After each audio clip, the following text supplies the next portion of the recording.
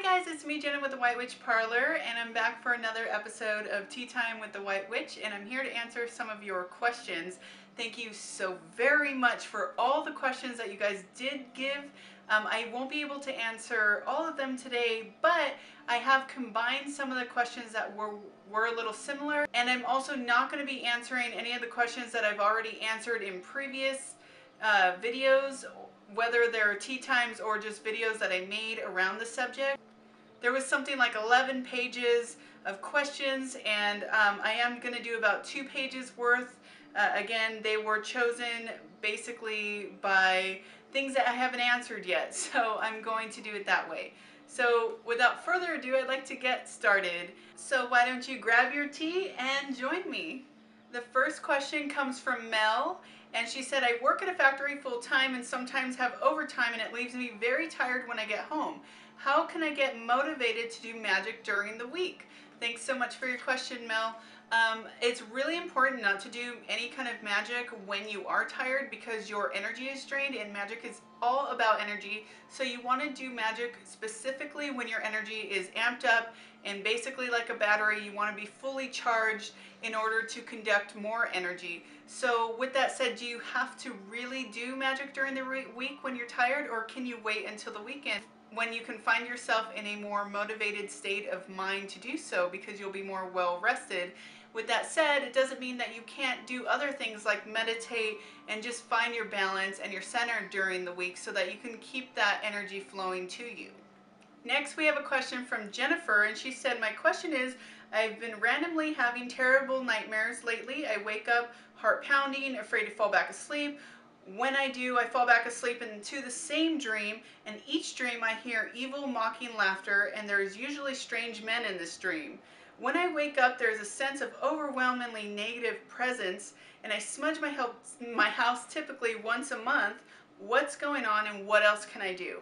So the first question with that is there anyone in your house doing drugs, alcohol, or anything that's low vibrational and draining energy and putting negative energy into your house, even if it's just negative talk and they're just a very negative person, or if you're being negative or consuming any of these recreational drugs, it might be hindering your own aura, and it might be helping to weaken your aura and not keeping a strong guard around yourself of energy. So if it's not you, then make sure you're also not tired, because when we're tired, our aura is also very weak and our emotions can get scattered and chaotic, and it's really, really important to keep that focused and grounded energy to yourself. So another thing is you're coming from a place of fear, and so if you are, you're going to attract these darker energies, right? So when you're sleeping and you get some kind of sleep paralysis where you're feeling this presence in the room, and this goes back ages. People used to feel demons on their chest and the old hag in the room.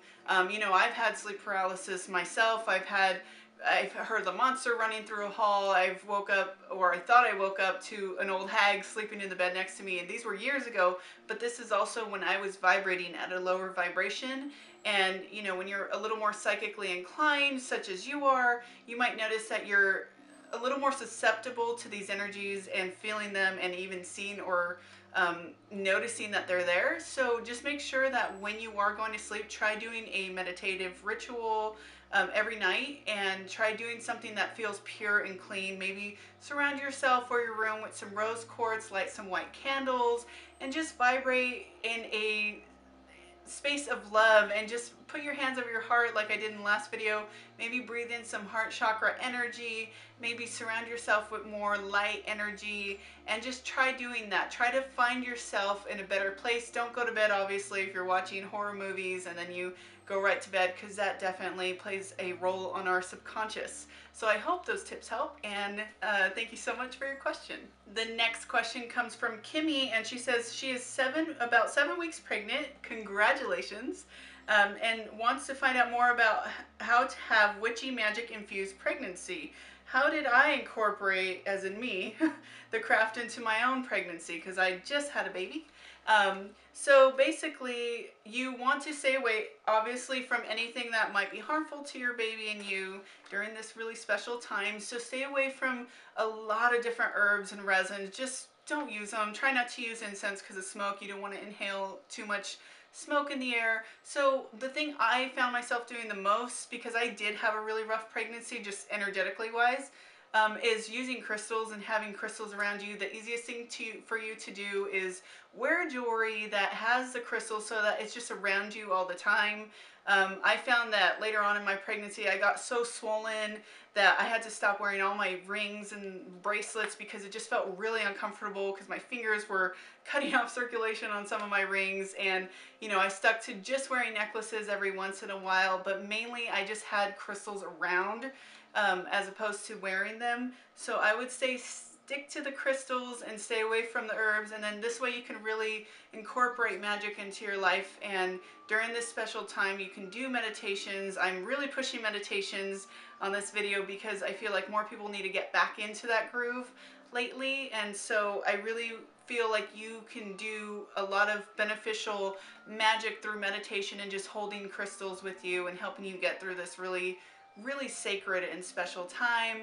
Of course, you can do other things like walking meditation, things that are gentle on your body, and just make sure you're getting a lot of rest and drinking lots of water. So thank you again so much for your question. The next question comes from Ariel P. And she says, I have noticed upon starting my spiritual journey that I have been in a state of purging.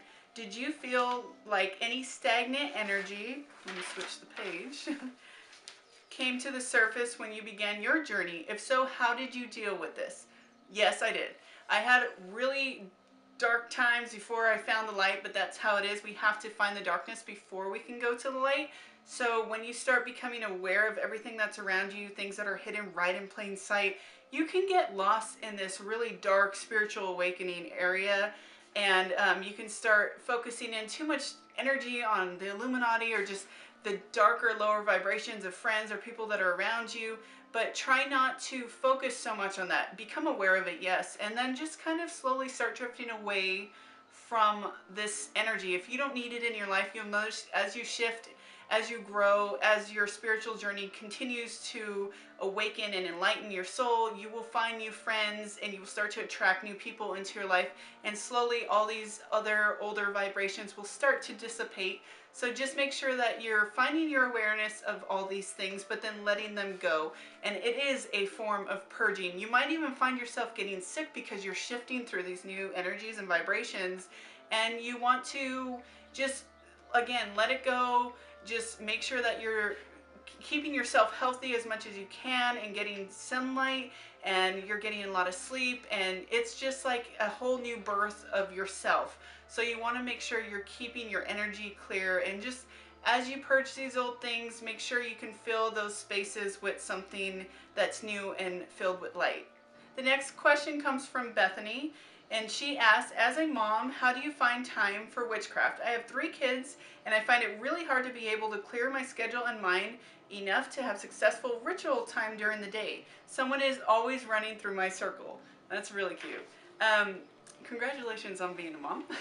And it is very challenging, but it's all about balance. So you have to find a schedule and make that work for you. If your children are more mellow at night, then make that your ritual time. If they're more mellow in the day, in the early morning, make that your ritual time. You just have to find a schedule and prioritize things. Obviously, your kids are going to come first, so make sure they're all taken care of, and then when they find their peaceful time or peaceful hour, make that your hour to do what you need to do. So that way you can continue your practice and you can continue to grow spiritually, because just because you're a mom, a working mom, or not a stay-at-home mom, which is a full-time job anyways, you're still going to need to find that time for yourself, just like you do when you dye your hair or paint your nails or give yourself the quiet bath time. You need to make sure you're doing that with your practice as well if you want to continue to grow. So make sure that when you're timing out a schedule, that you put in a little time slot for yourself somewhere in there. So I hope that helps. That's what I do. It's all about time schedules, and I have a wonderful partner, husband, who helps me with so much stuff. So if you have that, if you have a family member, a friend, or if your husband or wife or whoever wants to help, then make sure that you utilize their help, and while they're watching the child or children, you can go ahead and get time to yourself. The next question comes from Sarah, and she says, What is the best way to pick a good crystal for yourself? And I think I have actually answered this in a previous video, but because I get this question a lot, I want to say it's really just what you're vibrationally drawn to at the time. You're going to go through phases. Different crystals are going to choose you at different times. So you might be really drawn to amethyst one month and then citrine next, or you might go a whole year really into hematite and then change into onyx. So it really just changes with what you're going through and how your journey is changing as well. And if you are at a crystal shop and you want to see what stone is being drawn to you and you're just fascinated by all of them and you want all of them, but you know you just need to take one or two home, then try going into your energy center and just feeling out. Putting your hand over different crystals, maybe even closing your eyes so you're not drawn by the beauty of something, but more the energy, and just feeling it. And when you get over the right crystal, you'll know, and it'll just feel right, and you'll want to grab it. So when you open your eyes, that's the stone that you should take, because that's the one that's calling out to you. So I hope that helps. The next question comes from D. Flora, and she said, "Hi Jenna, my question is, what if you don't connect with a god or goddess? Does that make you less of a witch?" No, it absolutely does not, because we're all gods and goddesses. We're all made of the universe, and we're all stardust and beautiful, beautiful beings of light and love. So it does not make you any less of a witch. What it does make you, though, is someone who maybe wants to educate themselves more on each god and goddess. And if you feel drawn to work with a god or goddess energy, that is totally fine. If you don't want to, you don't need to. You can work completely with just the elements. You might say, I'm just really attracted to water right now or air right now, and I want to work with that element, or working with the season, the different holidays, like the Sabbats and the spring and the fall. It's just all different. So if you feel that you need to work with a god or goddess, again, do your research, see what's drawn out to you. Maybe ask before you go to bed for the divine to kind of guide you in a direction of what you need, and maybe the answer can come to you in that dream sequence or in another. But you might find yourself, synchronicities will line up, and you'll start seeing the name of a certain god or goddess just appearing over and over, whether you're reading different blogs or browsing the internet or just in your daily life walking around. You're going to see the word of a god or goddess coming around. So that is when you know that that god or goddess is calling out to you, and then you can do more research on that energy and that entity and see how it's going to help you benefit your life. Because as we grow, we tend to channel different deities and gods and goddesses and energies into our own lives. So we find ourselves connecting with those energies at that point. So that's when you can do more research on them if you're unsure. But no, it does not make you any less of a witch or a person or anything. Just educate yourself and constantly grow and learn. The next question comes from Iris Rigg.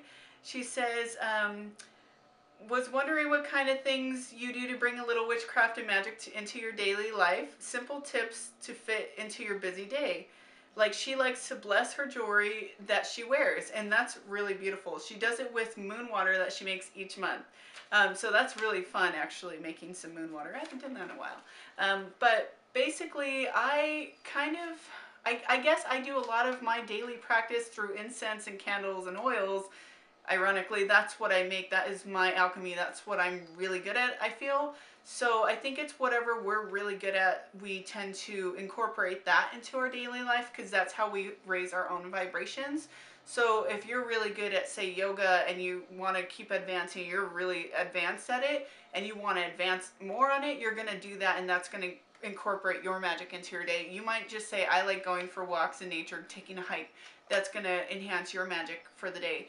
But basically, to bring it back to the questions and the little things that I do, again, it's just, there's always some kind of incense, candle, or crystals laying around my workspace. You know, even my husband's constantly putting on incense, or I'm constantly having a candle lit. It's just these little moments when I'm doing these things that I'm taking my intentions inward, and I'm putting it through to these objects. So I'm thinking and I'm following it through with actions, and I'm putting the energy out. So if I want to attract a sunny day, say it's been gloomy for 5 days in a row and I want some sunlight, I will light a candle by the window with the intention of looking towards light, and holding my intentions really strong, holding my thoughts clear, putting that energy through my hands and out into whatever it is that I am doing. But really, that's how I incorporate little bits of magic here and there all day. And whenever I travel, I also tend to take something with me, whether it's oils or candles or crystals. It depends on where I'm going. You know, certain hotels you can't light incense, but you can take your crystals with you. So little things like that I have to have around me at all times, or else it just doesn't feel like home to me if I'm staying in a hotel or at someone else's house or anything like that. So all those little things I just kind of throw into the mix, and that's how I incorporate magic into my everyday, even when I'm running around. The next question comes from Charlotte C, and she said, I want to know if you have ever felt overwhelmed by what you could want and need to learn in witchcraft. I wish you the best for today. Well, thank you so much. I wish you the best too. So yes, definitely you can feel overwhelmed. There is so much knowledge to obtain in this lifetime, and you might feel like it needs to all happen yesterday. But the cool thing about witchcraft and spiritual awakenings and journeys is that there's so much to learn, so you can literally learn something new every day. And when you think you've learned it all, there's something else to learn.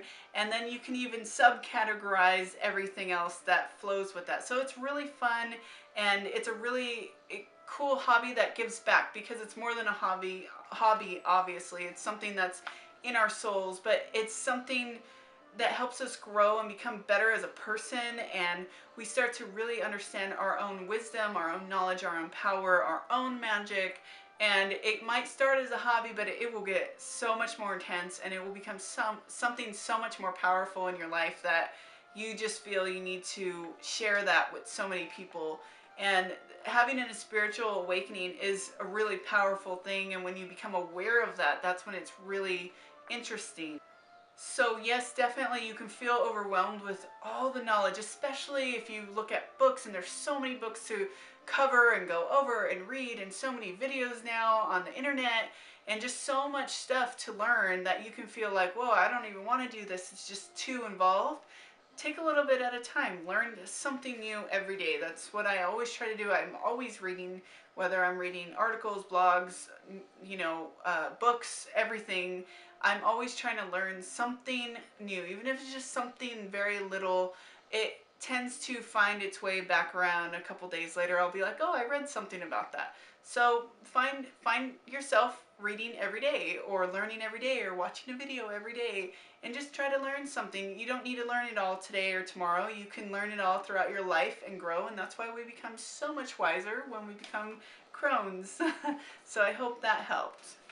Next question comes from Jenny, and she says, how do you overcome your self-doubt as a witch? Seeing other witches on Instagram and YouTube's sometimes makes me go into a mindset of, I wish my abilities were strong as so-and-so, and I envy how much stronger so-and-so is in the craft. But I know all this is just holding myself back. Any recommendations on how to overcome self-doubts in one's abilities would be such a boost. Yeah, don't ever compare yourself to someone else. Everyone has their own journey. Everyone's on their own path, so everyone's going to learn different. And this is a big reason why I don't give away book recommendations, because I feel that every book that I've ever read comes into my life when I need it. So if I recommend you a list of books to start out your witchcraft journey or your journey to spiritual awakenings, it may not resonate with you. So that's why I tend to just say, go with what feels natural. Go what's calling to you. Again, so if you're comparing yourself to other people and they say, oh, I can see dead people walking around, and you can't, and you feel that you're less of a witch or a magical spiritual being because of it, you're not. You're just in a different part of your journey. So maybe you're not there yet. Maybe you're not meant to get there. Maybe you have another purpose. So you're not meant to be the girl who sees dead people in the corner of the room. You know, someone else is. Someone else is meant to be good at tarot cards, while you might be good at just aura readings. So there's different paths for everyone, and never compare yourself to someone else, but draw inspiration from them. There's many people to be inspired by, and someone might tell you the same thing and someone else might say the same thing, but for some reason it might resonate to you to hear it from someone else. So get all your witches lined up and have fun drawing little bits of inspiration from each of them. Just like I say with reading books, you know, I wouldn't say just read the Bible. I would say read every other religious book there is and gain a little bit of knowledge from each one. So it's kind of the same thing when you're going to compare yourself to all the witches on YouTube and Instagram and everywhere in the wonderful world. So make sure that you're just drawing a little bit from each of them and learning what you need to learn, and then have fun with it. The next question comes from Sarah Kay, and she says, I know this is a dark subject matter, but it's part of the life cycle. Based on your belief system, what type of process do you follow after death of a loved one? Do you return them to the earth? I am mainly referring to animals. Is there a specific ritual to follow to lay them to rest in order to show their bodies respect in a proper manner? Well, this kind of comes up to the individual. You know, there's so many old religions that do everything different from one religion to the next. I believe it's the Tibetan monks. They release the bodies to the vultures and they return the body back to Mother Nature, basically. The Vikings used to burn the bodies and send them out to the ocean and to the water, so that they could again become one with the earth. So really, you know, it's up to your own beliefs, especially if it's with a familiar or an animal a beloved animal, a family member. You need to do what feels right for you.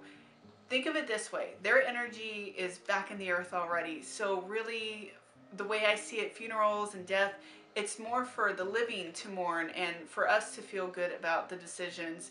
They're not going to know any better. They're already moved on to the next energy wavelength, and so the closure is really for us, the people who are left behind. So if you have lost a loved one, a loved animal specifically, what would make you feel better? If it's cremation and carrying the ashes, or leaving the ashes in an urn somewhere near your sacred space, then do so. Do what feels right for you. It's really your own beliefs. Of course, there's rituals to do. You can do so many different rituals. You can draw a little bit from every kind of religion, every kind of belief system. You know, some people nowadays, we want to grow back into a tree and be buried. Some people want to be turned into fireworks. So there's so many options. And again, it's kind of more a ritual for us who are left behind. So do what feels good to you. And I follow that rule with everything. You always need to do what makes you feel happy in the end. Unless someone left a specific note saying what they wanted done to them. But most of our animals can't write, but we can feel their energy even when they've passed on. So you want to just kind of follow that energy and do what you feel is the most respectful thing you can do for your loved one. The next and last question comes from Jacqueline King. And she says, I am being moved by the end of June and is in many blessings in many ways, and I am already seeing the next place as a place with way less toxicity and opportunity for growth and healing. That's really good. She said, do you have any tips on how to stay centered and magical while in this state of deep transition? Yes, definitely, because we're moving too. So basically, it's really difficult because when you're moving, everything gets cluttered and chaotic, and you need to really find yourself through all the boxes and all the stuff you're trying to get rid of. And the easiest way to do that is to wake up a little bit earlier in the day, because you'll find this extra hour in the morning, which gives you way more time in the day, it seems, because it's giving you more time to wake up and do your morning routine. Maybe sneak in a little meditation so you can get that centered energy first before you start a day that might be just a lot going on, especially with transitions. It's really good that you are helping yourself into this new place that is going to be beneficial to you, because it's really important in our spiritual journey is to always seek the highest energy place we can be at and whatever makes us happiest. And it's a really important thing to keep centered during all this change and all this emotional changes, physical changes, everything that's happening. You might notice that animals are really, really susceptible and sensitive to these changes. So when you are moving, you might notice your animals are a little chaotic. Make sure you're spending time with them. Make sure you're giving them enough love and attention and energy, because they might get confused on what's going on. Not all animals like change, and they might get really uncomfortable. So it's important to make sure you're channeling extra time and energy into them because they're important. But also say, if you want to stay centered, make sure you're getting outside and walking yourself. Getting out in nature at least 30 minutes a day. If it's too cold to do that, try to do something inside that revolves around maybe planting some plants, some little potted plants inside, having your hands in the soil, working with crystals that work with the root chakra and earth energy, and just make sure that you're really finding that centered energy. And like I said, if you wake up just an hour earlier, you will give yourself that time to find that center and that balance. Yeah, so I hope that helps. And to answer your question about moving, everything changes when you have a baby. And the main thing that changed for us, especially the moment that I heard Benjamin cry, was I thought he needed to be with his family, and he has so many people that love him and want to be around him. And us being in New England, although we love it so very much, it feels like we're keeping him from so many people that love him and are part of his blood. And we feel that it's best to go back to Lake Arrowhead, Southern California, and just be in the mountains again, around the trees, and let him grow around people that know him and love him. And it's going to be a really, really crazy journey because we have to go all the way back to California. But I do feel there was so much to learn from coming to New England. We had to come here. Otherwise, we would have always wondered what it was like to be out here and live out here. And although we love it so very much, it doesn't mean we can't come back and visit, and we will. We will definitely come back and visit New England, visit Salem, come to all these places and take all these beautiful photos. But for now, for the everyday life and everyday living, the most practical thing to have is to have our son grow up around his family and our close friends who we consider like family, and just have him be around people that love him no matter what, and let him grow up around, you know, his grandparents and his aunts and uncles and all these things. So we're gonna make the move back as well, and it can be stressful because now we have a baby and we have 2 little doggies, and you know, so finding that balance and that center, it's really important when you're moving. Maybe putting all your stuff into one room, so when you're moving, you're not seeing all the clutter around the house. It's all centralized into one space or one corner, and it doesn't impede on your daily activities and daily life. So I would say that is how I'm keeping centered right now. Plus, again, my wonderful husband, we make sure that we are giving ourselves attention, our doggies attention, and our little Benjamin attention, obviously, because he is our life, and we're doing this for him, really. So, but we know it'll be a great thing because this was meant to happen. Like I said, I feel like we were meant to move here. We moved here, so everything coordinated up right, so he could be born here. He was meant to be born here. Just so many things happen for all the right reasons. So always keep that in mind when you're going on your own journey as well. So thank you guys so much for all the questions. Thank you for watching this video, and I hope you liked it. I love you so very, very much, and have a beautiful and blessed week. Bye. And here he is, my beautiful little Benjamin Fox. Or I should say, our little beautiful Benjamin Fox. He's usually a little camera shy. Right now he's only, well, he's going to be 4 months soon, and he's holding his head up pretty much on his own, as you can see. And he's starting to learn to sit up, and his beautiful little face just makes us laugh and brings us so much joy. I know you guys want to watch him and see him, and you guys asked if you would see him in a video, and here you are. Here's our beautiful little boy. Love him so much. He's so sweet. You gonna laugh for them? He's still really little, so I know one day I'm gonna look back at this video and cry. But here you guys go. Enjoy.